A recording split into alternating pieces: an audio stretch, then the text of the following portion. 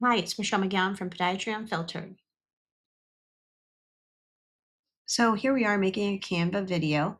You're going to go on to videos. You're making a YouTube video because you're going to play it on repeat in YouTube in your office. You're going to click that.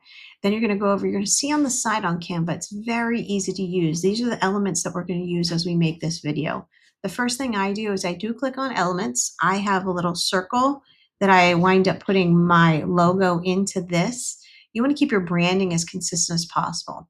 This area here under uploads shows you where this is where all your media lives. So I've uploaded over the years tons of different pictures and things like that. But I drop it's drag and drop is how easy Canva is. But I add it and then I add just a title so that people know, hey, this is my branding. So if they come across it on YouTube, though, if you do make a YouTube video and you just want it for your office, you can actually make it unlisted, which is pretty easy to do. You can either make it public, private, or unlisted. You have to have it at least unlisted in order to play it on a loop in your office. But this is the area, you're going to use elements, you're going to use text. So I add a little thing here, what we treat at the office makes it very easy for people to kind of get engaged a little bit with this. So again, Canva is a platform that is $120, I think, for the year for professional, and that gives you copyright free music. It gives you little videos to make I think I use some of their videos to make some voiceovers for the laser. But again, you can actually animate it or so that it has a little bit of life to it. You don't have to do that. And at the bottom here, I'm just dragging where I have my title slide and my logo so that I can just have that at the top of the screen for all of the video. You want to keep it consistent. As you're doing this, you want to make sure you're actually adding onto this video all the things that your patients, they don't know you do. A lot of your patients think you just cut toenails. And so when you put a video like this in the office, they kind of go crazy a little. They really like it. Again, under uploads, that's where your video media lies. And here, all I did was drag and drop a video of me doing soft wave. And when we hit play, that video is going to have some sound to it. And it's just going to be me doing the soft wave, pretty straightforward. And now I'm going to kind of drag it over and add a little text next to that as well. But yeah, things like soft wave, laser, I do all kinds of stuff. I do the Carry Flex, the Onifix, anything that is a cash paying modality in my office, I have in this loop. The laser, patients love that stuff too. You should be asking your vendors as well. So here you can see I've added this video, I've gone past the video, and now I'm adding a vendor video for nerve reverse. Definitely you should be definitely asking your vendors for any promo stuff because this is a big one in my office. Patients come in and they're like, oh, my husband has neuropathy. I'm going to buy some of that. And again, I'm just dragging over the title slide each time. And it's just, again, I'm just dragging and dropping pictures or videos into this area. So you can see I moved over the title slide, I moved over my logo, and just by dragging the bar at the bottom. So you can see I've got my nerve reverse video. Now here I'll add another video in this space. And I want it to be so apparent to you how easy this is. All I'm doing is going between the title slide, back over to my uploads, and dropping already made content. If you have TikTok videos, YouTube videos, if you have any reels you've made, as long as you just drag them and put them in that general area and you can shrink it down. This video, I just cropped it a little bit as well because I felt like it just looked like there was too much space, and you just double click on it, hit the crop button, and it's so easy to bring it back down. And then just like that, hit done. And now that's video.